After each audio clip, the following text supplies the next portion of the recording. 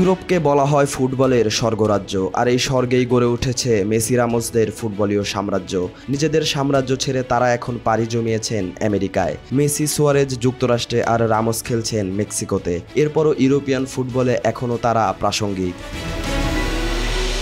Messi, Suarez, Sergio Ramos European football ছেড়েছেন কয়েক বছর আগেই, তবে এখনও ইউরোপের সর্বোচ্চ পর্যায়ে খেলছেন ডি মারিয়া। কারো বয়স 37, কারো 38, আবার কারো 39। বয়সের ভারে নুয়ে পড়া ক্যারিয়ারে এখনও তারুণ্যের ঝলকানি নিয়ে মেতে ওঠেন তারা।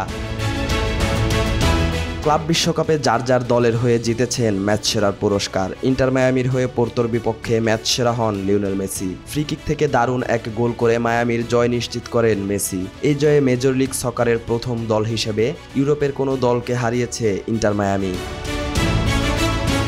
ব্রাজিলিয়ান ক্লাব পালমেরাসের বিপক্ষে গ্রুপ পর্বের শেষ খেলায় ম্যাচ সেরা হয়েছেন লুইস সুয়ারেজ। এদিন ইন্টার মায়ামির 2 গোলের 2টিতেই অবদান ছিল সুয়ারেজের। নিজে 1 গোল করার পাশাপাশি সতীর্থকে দিয়ে করিয়েছেন আরেক গোল। 2-2 গোলের সমতায় ম্যাচ শেষ হলেও রাউন্ড অফ 16-এ জায়গা করে নিয়েছে ইন্টার মায়ামি।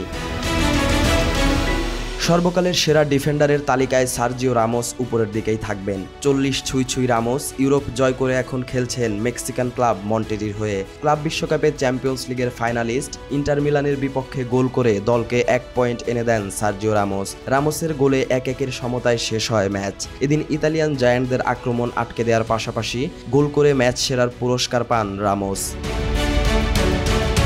জাতীয় দল থেকে অবসর নেয়া আর্জেন্টিনার বিশ্বকাপজয়ী আনহেল ডি মারিয়া এখনও ইউরোপেই খেলছেন। পর্তুগিজ ক্লাব বেনফিকার হয়ে লিগ ম্যাচের পাশাপাশি চ্যাম্পিয়ন্স লিগও খেলেছেন ডি মারিয়া। তার পারফরমেন্সের ধারাবাহিকতা এখনও তারুণ্যে ভরা। এবার ক্লাব বিশ্বকাপের ম্যাচেও হয়েছেন ম্যাচ সেরা। অকল্যান্ড সিটির বিপক্ষে 2 গোল করে এই পুরস্কার পান তিনি।